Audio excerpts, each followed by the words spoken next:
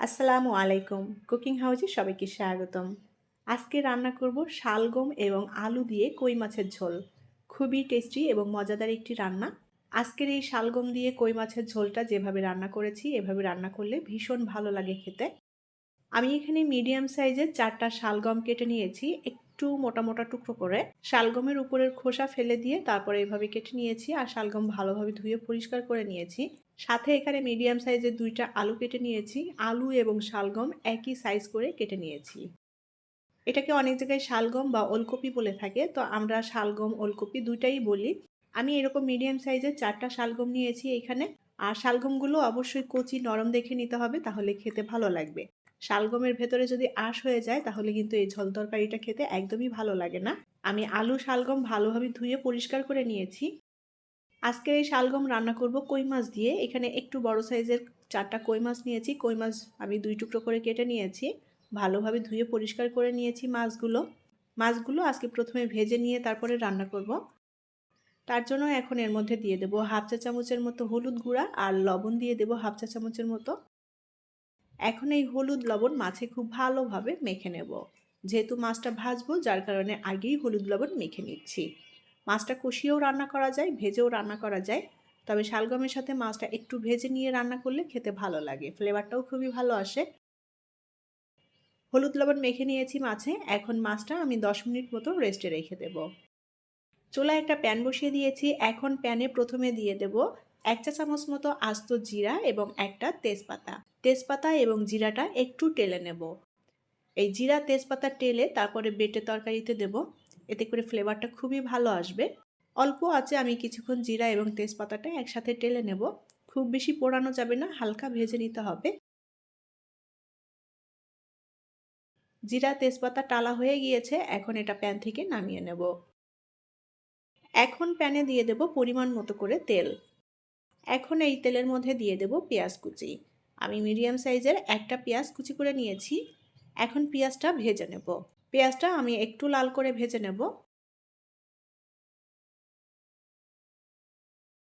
অল্প আঁচে পেঁয়াজটা আমি লাল করে ভেজে নিয়েছি। এখন এই পেঁয়াজের মধ্যে দিয়ে দেব কয়েকটা কাঁচামরিচ। আমি এখানে 7টার মতো কাঁচামরিচ নিয়েছি। কাঁচামরিচগুলো এখন পেঁয়াজের সাথে ভেজে নেব। আর কাঁচামরিচটা একটু চিড়ে দিয়েছি, কাঁচামরিচ ভাজতে গেলে কিন্তু ফেটে যায়, চোখে মুখে লাগতে পারে, যার কারণে একটু চিড়ে দিলে এটা আর ফাটবে না। পেঁয়াজ কাঁচামরিচ একসাথে সুন্দর করে ভেজে নেব। তবে পেঁয়াজটা যেন পুড়ে না যায় সেদিকটা লক্ষ্য রাখতে হবে।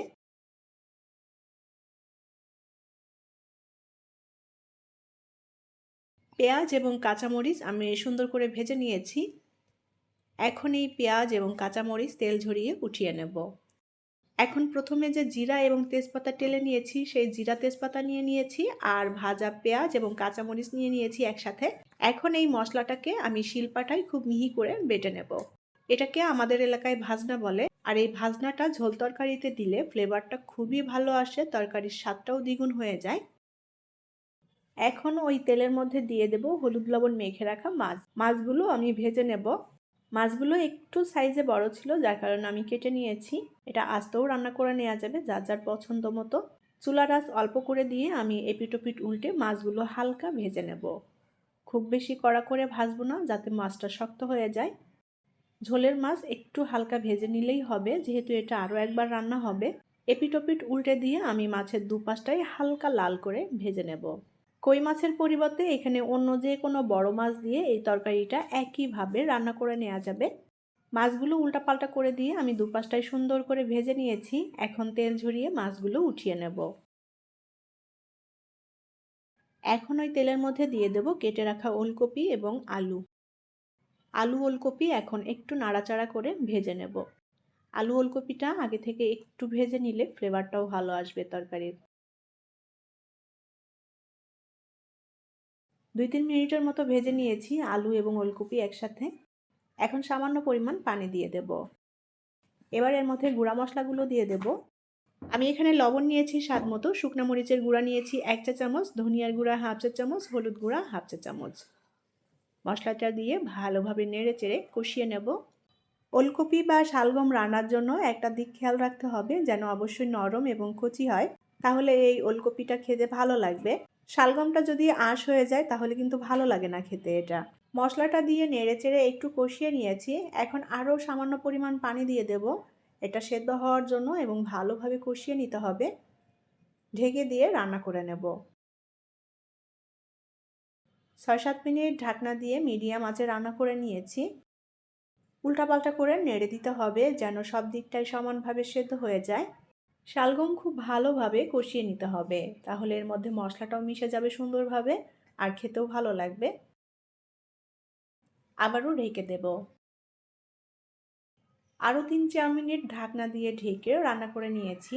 এখন যে পানিটা আছে পানিটা টানিয়ে নেব আর সুন্দরভাবে কষিয়ে নিতে হবে। ওলকপি আলু সুন্দর মতো কষিয়ে নিয়েছি, সেদ্ধ হয়ে গিয়েছে ভালোভাবে। যে পানিটা ছিল পানিটা টানিয়ে নিয়েছি। এখন এর মধ্যে পরিমাণ মতো করে ঝোলের পানি দিয়ে দেব। মিডিয়াম ঘন ঝোল রাখবো, পানিটা সেভাবেই দিয়ে দিলাম। তরকারির ঝোলটা ভালোভাবে ফুটে উঠেছে। এখন এর মধ্যে প্রথমে যে কাঁচামরিচ, পেঁয়াজ, জিরা এবং তেজপাতা ভেজে নিয়েছিলাম সেই মশলাটা সুন্দর করে বেটে নিয়েছি। এই মশলাটা দিয়ে দেব। এটাকে আমাদের এলাকায় ভাজনা বলে। আর আমাদের এলাকায় এই ভাজনাটা সব ঝোল তরকারিতেই ব্যবহার করা হয়। এই ভাজনাটা দিলে ঝোল তরকারির টেস্টটাই দ্বিগুণ হয়ে যায়। মশলাটা দিয়ে সুন্দর করে নেড়ে চেড়ে মিলিয়ে নেব ঝোলের সাথে। ভাজনা দিয়ে মিলিয়ে নিয়েছি। এখন এর মধ্যে পরিমাণ মতো করে একটু লবণ দিয়ে দেব। লবণটা আমার কাছে একটু কম মনে হয়েছে। লবণ দিয়ে আবারও ভালোভাবে নেড়ে চেড়ে মিলিয়ে নেব। এখন এর মধ্যে ভেজে রাখা কই মাছ দিয়ে দেব। কই মাছ দিয়ে সুন্দর করে নেড়ে চেড়ে একটু মিলিয়ে নেব।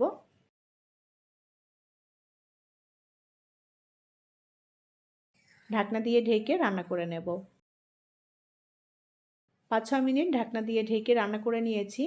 তরকারিটা রান্না করা হয়ে গিয়েছে। ঝোলটাও আমি সেভাবেই কিন্তু টানিয়ে নিয়েছি, খুব বেশি পাতলা করিনি। ওলকপি আলু দিয়ে কই মাছের ঝোল তরকারি রান্না করা কমপ্লিট। এখন এটা নামিয়ে পরিবেশন করব। ওলকপি আলু দিয়ে কই মাছের এই ঝোল তরকারিটা খুবই টেস্টি হয় খেতে, সাদা ভাত দিয়ে দারুণ লাগে। আশা করছি ভালো লেগেছে আমার আজকের রেসিপিটি ভালো লাগলে প্লিজ ভিডিওটি শেয়ার করবেন। পরবর্তী রেসিপি দেখার আমন্ত্রণ জানিয়ে বিদায় নিচ্ছি।